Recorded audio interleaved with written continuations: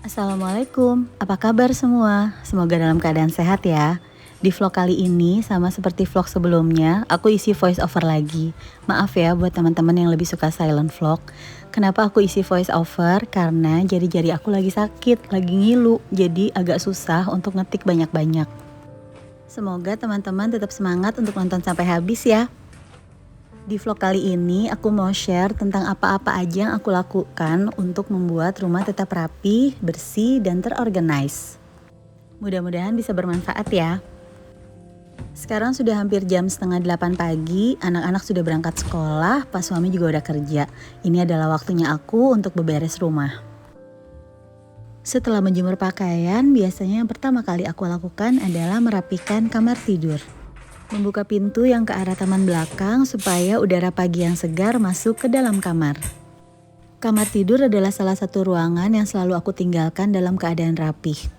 Dalam sehari semalam, aku bisa beberapa kali merapikan tempat tidur.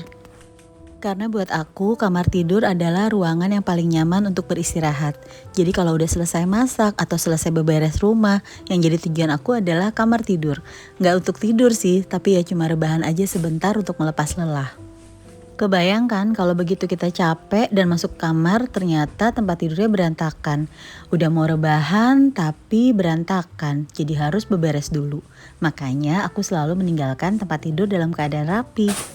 Ada yang sama gak kayak aku? Kebiasaan ini juga aku terapkan ke anak-anak. Jadi setiap mereka bangun tidur, mereka harus langsung membereskan tempat tidurnya. Jadi begitu mereka pulang sekolah bisa langsung istirahat. Kalau menurut aku, kebiasaan merapikan tempat tidur setiap kali bangun tidur wajib banget diterapkan dari anak-anak kecil. Apalagi anakku kan dua-duanya laki-laki ya. Kebayang kalau mereka nggak terbiasa untuk merapikan tempat tidur, bakal berantakan banget kali kamar tidurnya. Setelah selesai dirapikan, biasanya aku menyalakan air purifier di kamar supaya kualitas udara di kamar jadi lebih steril.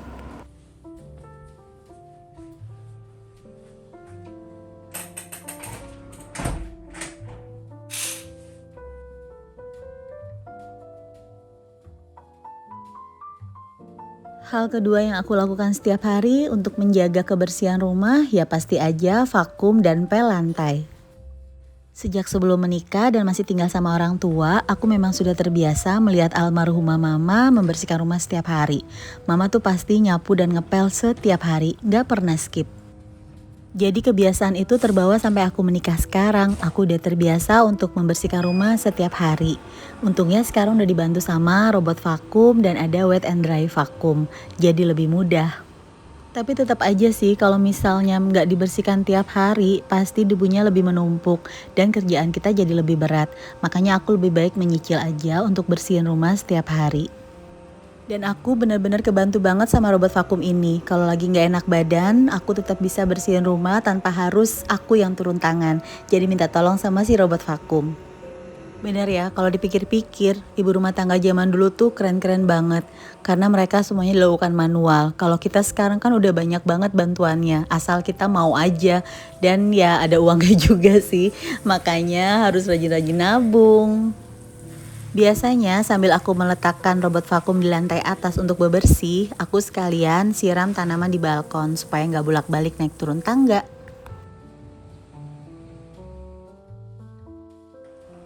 Sementara robot vakum bebersih di lantai atas, aku bebersih di lantai bawah. Aku pakai wet and dry vakum, jadi bisa vakum dan juga sekalian ngepel dalam satu waktu.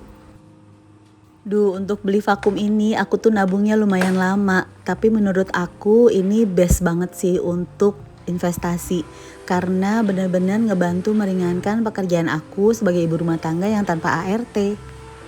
Seperti yang tadi aku bilang, ibu rumah tangga zaman now tuh udah dimudahkan banget dengan adanya teknologi. Ada pekerjaan yang 100% dikerjakan otomatis oleh mesin dan ada juga yang semi otomatis. Pokoknya udah sangat dimudahkan oleh kemajuan teknologi. Leganya semua tugas pagi hari aku udah selesai. Sekarang aku mau me time dulu, mau minum kopi, selonjorin kaki sebentar. Setelah itu baru masak.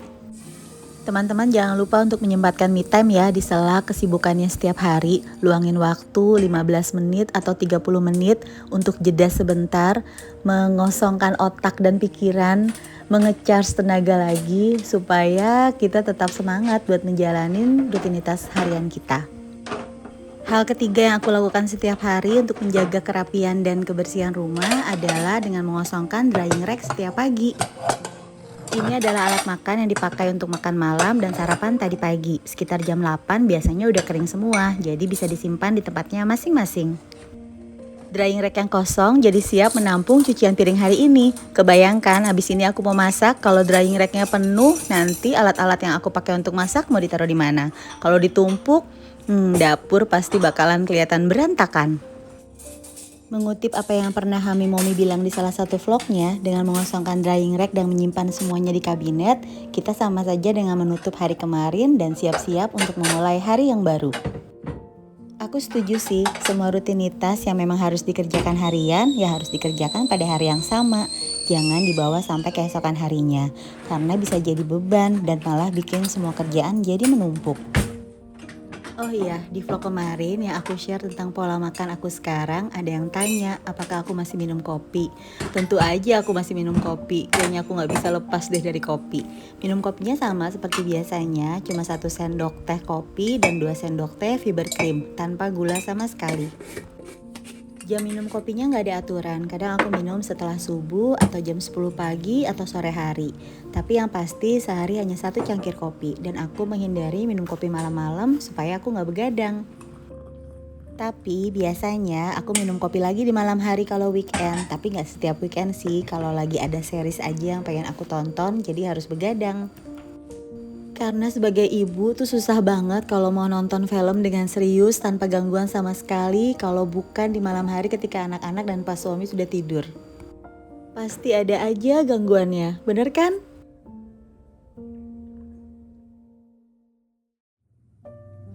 Waktunya masak. Hari ini aku memasak sayur asem, lele goreng, tempe goreng, ikan asin bulu ayam goreng tepung, dan balado terong. Kalau kata kebanyakan orang sih, menu ini tuh bikin nasi di magic jar cepet habis. Tapi emang bener sih, aku kalau masak menu ini udah susah deh nahan-nahan buat gak makan terus. Ikan lelenya aku masak pakai air fryer biar gak pusing sama cipratan minyak. Heboh banget kan ya kalau masak ikan lele pakai minyak goreng tuh.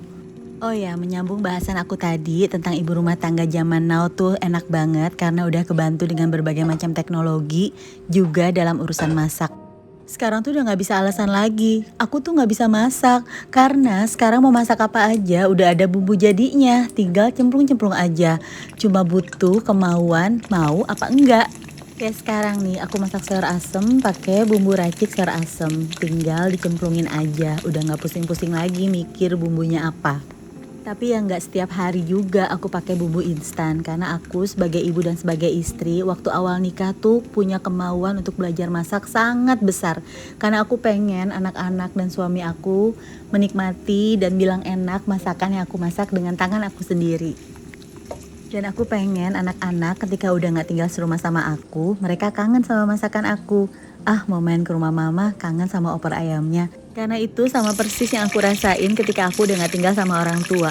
Kadang kangen banget sama masakan mama, sampai bela-belain datang ke rumah mama cuma karena kangen pengen makan masakannya. Dan sekarang udah susah, udah gak bisa lagi ngerasain masakannya mama karena mama udah gak ada. Tapi enaknya masakan mama tuh masih terus kebayang-bayang sama aku. Makanya dulu aku ngotot banget untuk bisa masak, untuk belajar masak. Karena aku pengen anak-anak aku ngerasain apa yang juga aku rasain ke mama. Gak bisa diungkapin dengan kata-kata sih ya senengnya kalau lihat anak-anak dan pas suami makan lahap masakan kita terus sampai nambah-nambah. Aduh, happy banget itu rasanya. Hal yang keempat yang aku lakukan adalah menyicil mencuci alat-alat masak yang sudah digunakan. Jadi nanti selesai masak, cucian piringnya nggak terlalu menumpuk.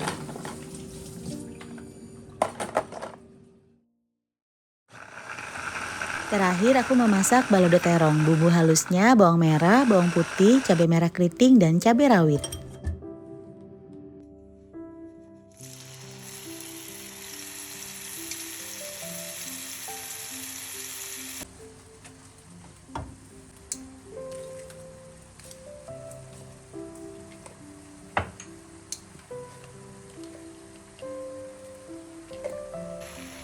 Terongnya sudah aku goreng terlebih dahulu, tapi nggak terlalu lama gorengnya, supaya warna ungunya masih cakep dan nggak terlalu lembek, masih garing-garing kriuk gitu.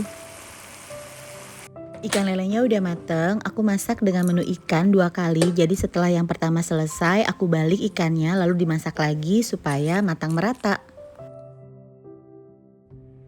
Semua masakan aku udah mateng, alhamdulillah. Gak sabar rasanya untuk menunggu waktu makan siang karena aku udah ngiler banget dengan semua menunya. Ini tuh menu sederhana tapi rasanya super istimewa. Setuju nggak?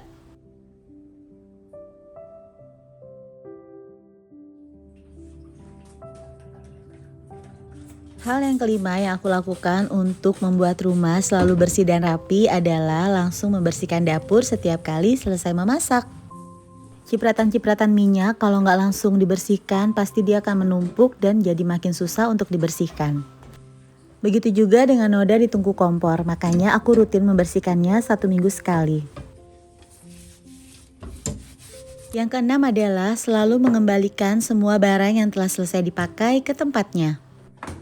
Kalau nggak langsung disimpan, biasanya bakal semakin menumpuk di meja dan itu bisa bikin dapur jadi kelihatan berantakan. Yang ada di meja cuma drying rack dan nampan berisi buah. Buah sengaja ditaruh di meja jadi terlihat, kita jadi inget kalau harus makan buah.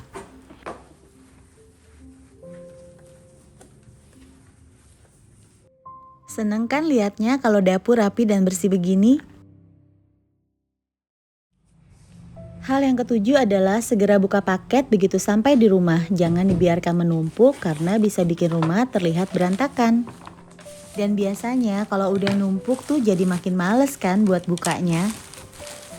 Aku beli pemeras jeruk elektrik. Udah ada yang manual sih, tapi kalau jeruk yang mesti diperasnya banyak, lumayan capek juga. Aku pilih ini karena dayanya lumayan kecil, hanya 30 watt. Juga tentu aja karena harganya lagi diskon dari 291.000 jadi 199.000, juga ada free ongkir.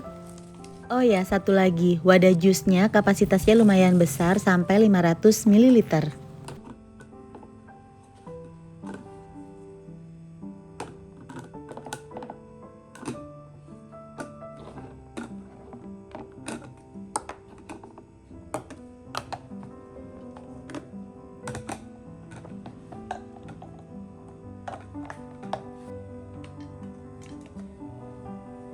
Cara pakainya nanti seperti ini, jadi potongan jeruknya ditekan ke bagian juicernya. Insya Allah bakal aku tunjukin di vlog selanjutnya ya. Dan sekarang aku mau buka paket yang kedua. Ini adalah salah satu wishlist aku yang belinya tuh maju mundur. Udah dimasukin keranjang, terus dikeluarin lagi, dimasukin keranjang lagi, dan akhirnya check out juga. Ini adalah mesin pembuat roti otomatis, jadi tinggal cemplung-cemplungin bahannya aja, nanti diuleni dan langsung dipanggang di alat ini juga. Kita terima beres, rotinya langsung jadi. Dan lumayan nih, dapat bonus food container isi 5 dari bahan stainless steel. Ada 19 jenis cara masak yang bisa dilakukan oleh alat ini hanya dengan satu sentuhan. Ini juga lagi diskon dari harga 1,3 juta jadi 1 juta dan aku juga dapat free ongkir. Wah, ada buku resepnya nih, jadi bisa nyontek resep di sini.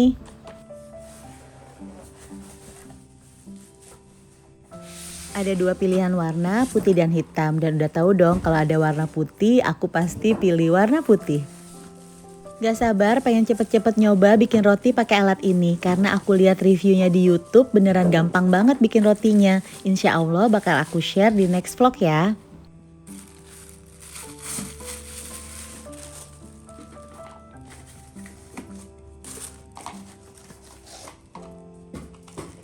Selain alatnya, di Breadmaster ini kita juga dapat loyangnya, gelas takar, sendok takar, pengait, dan pengaduk.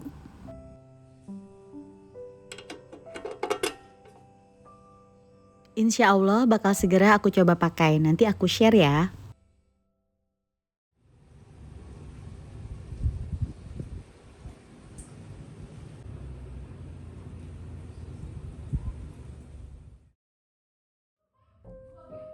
Alhamdulillah tadi semakin siang udaranya semakin cerah, malah mataharinya bersinar terik banget.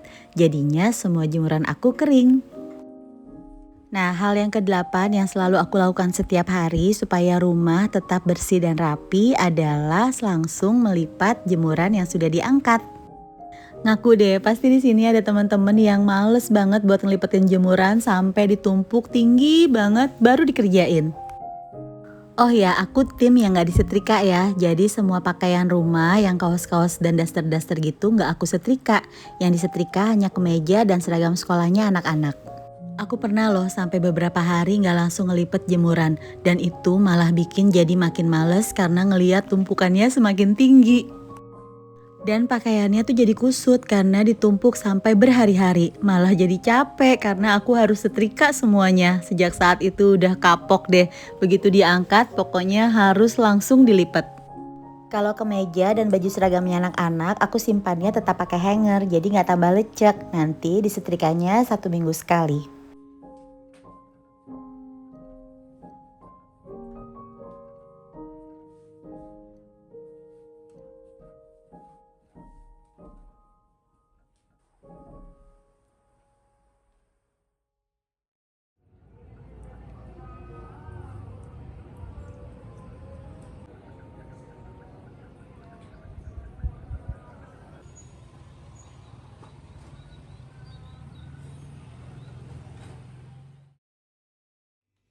Hal yang kesembilan yang aku lakukan setiap hari supaya rumah tetap bersih dan rapi adalah langsung mencuci piring setelah selesai makan atau selesai masak. Jadi kalau teman-teman main ke rumah aku, jangan harap bakal ngeliat tumpukan piring kotor di sink, karena satu piring pun bakal langsung aku cuci. Aku ngerasa kayak jorok aja sih kalau numpuk piring kotor, apalagi sampai berjam-jam. Karena kan suka ada sisa-sisa makanan ya, dan itu kalau semakin lama dibiarkan takutnya jadi berbau gitu gak sih? Tapi kalau itu kan aku ya, mungkin kalau kalian yang sukanya ditumpuk dulu sampai banyak punya pertimbangan lain. Yang ke-10 adalah selalu meninggalkan dapur dalam keadaan bersih dan rapi di malam hari. Menyimpan alat makan dan alat masak yang sudah kering kembali ke tempatnya, memastikan bak cuci piring kosong dari piring kotor, dan membuang sampah ke tempat sampah di luar rumah. Karena sejatinya dapur yang bersih dan rapi bakal bikin mood kita jadi bagus ketika bangun keesokan harinya. Coba tes deh bedanya ketika kita bangun tidur masuk ke dalam dapur yang bersih dan rapi, atau ketika kita bangun tidur masuk ke dalam dapur yang penuh dengan tumpukan piring kotor dan barang-barang yang bertebaran di atas meja. Kalau aku pasti langsung jelek deh moodnya seharian karena begitu bangun tidur yang dilihat adalah dapur yang berantakan. Nah, setelah semua yang kering sudah masuk ke dalam tempatnya masing-masing, piring-piring dan alat masak yang masih basah aku pindahkan ke drying rack supaya besok kering dan bisa langsung disimpan ke tempatnya masing-masing.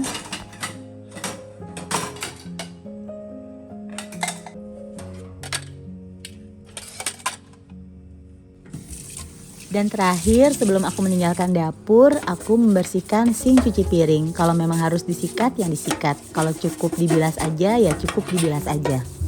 Dan hal yang ke-11 alias yang terakhir adalah aku selalu langsung mengerjakan apapun pekerjaan yang bisa diselesaikan dalam waktu 10 menit. Karena biasanya justru pekerjaan-pekerjaan kecil yang kita suka anggap remeh, kalau kita tumpuk malah bikin menyusahkan di akhirnya. Nah, jadi itu tips aku gimana caranya supaya rumah tetap bersih dan rapi. Ada 11 poin yang insya Allah bisa langsung dilakukan dan dipraktekkan oleh teman-teman. Intinya memang kita harus melakukan rutinitas yang memang harus dikerjakan setiap harinya. Jangan sampai ditumpuk dan malah menyusahkan di belakang. Sampai di sini dulu sharingnya ya. Semoga bisa bermanfaat. Sampai ketemu di vlog selanjutnya. Assalamualaikum warahmatullahi wabarakatuh.